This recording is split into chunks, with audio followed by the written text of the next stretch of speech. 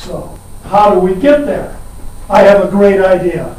I'm one of the new hires. I have a degree, and so I have a great idea how I can save $15,000 a year for my company. So I write an email. Who do I send it to? Okay, I figure that out because I'm competitive and eager. And I send this email, and my boss looks at it, and this is what he sees. He quits reading it. Your idea. You know what ideas are? They're invisible. They're like smoke. The only ideas that are not invisible are those ideas which are acted upon. So if you can't write, you're not going to rise in the hierarchy of your business, which is what you want to do. Every one of you. One of the neat things about being a student from Montana, how many of you are from Montana? The integrity and the work ethic. And that's why kids that graduate from here move up the hierarchy. We have, in the short 10 years we've been here, we can count maybe on one hand, but that's good. Bank managers who were students of Jennings. Are they bank managers because they're a student of Jennings? No. They're bank managers because I came in and talked to their clients. No, because they're sharp. You're just as sharp as any of those people. And there's no reason to turn in crap you're writing. So, going back to practice. Let's each of you make a pact with yourself about practice. Everything I write for Dr. Leonard's class, I will have read and will reflect me as who I am, not as a mask. How do we achieve that? It's the next big question. Remember in high school, if anybody helped you with your work, it was like you cheated, so you couldn't graduate, and neither could the guy. I mean, it's so small time.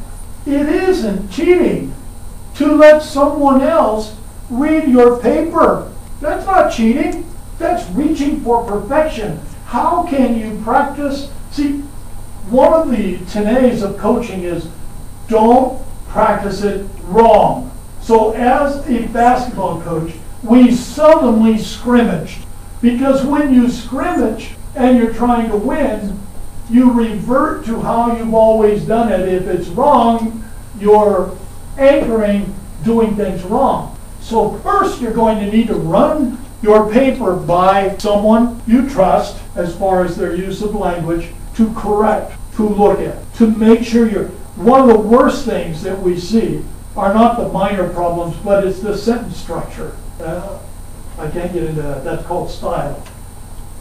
We're going to get into some other little things today. So, you have someone else read your paper. How much time does that take? Now, none of you are married, I noticed, but how many of you have a girlfriend or a boyfriend? Don't let your girlfriend or boyfriend read it, because they care about you and they want to change the content, the meanings. They don't want to read it as if they're reading it to edit out errors. People care. Now, who are you writing for? Who's your audience? This is a big one.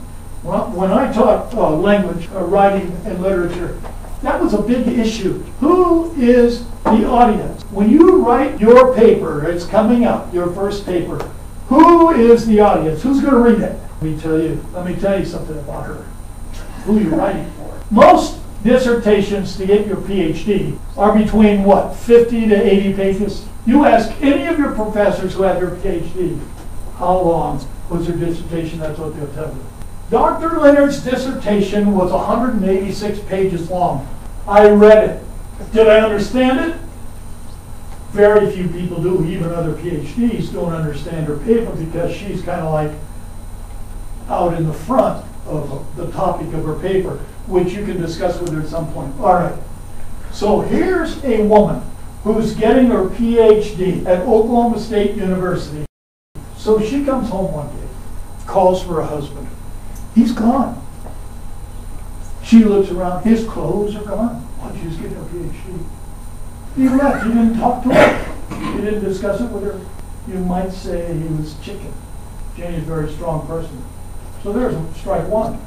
Well, she's getting her PhD. Then she does what they recommend PhD students not do. While she's getting her PhD, she gets married to this handsome, sexy wonderful, quiet man. And she takes a job while she's working on her PhD at Oregon State University as a teacher, professor. For 3 years we were up there. We had for her dissertation 1,500 surveys to businesses while she's teaching. That's what PhDs go through. And you're going to write a paper, not read it, and give it to her? Now, why am I here today? While we were in Oregon, we lived in a forest, about an acre. We're sitting out on the deck, she's reading her paper. I won't use the language she used. I call it driving language. She had this roll of paper in her hand. She rolls them up and she hits me on the chest with it as hard as she can. These kids can't write! Boom! Hangs into me.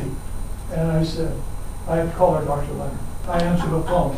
Dr. Leonard's residence, Mr. Dr. Leonard speaking. I mean, we have rules in our house. Right away I get on my high horse, but knowing Jenny's attitudes about life and how she reacts to things, I don't go, you're wrong. I go, my experience, it's not that kids can't write. Yes, they have holes in their writing. It's that they don't. They won't read what they write. They don't take care when they write. And most college students have too much verbal language in their writing. They write the way they talk. That's not business language. That's telephone letter writing language. That's social media language.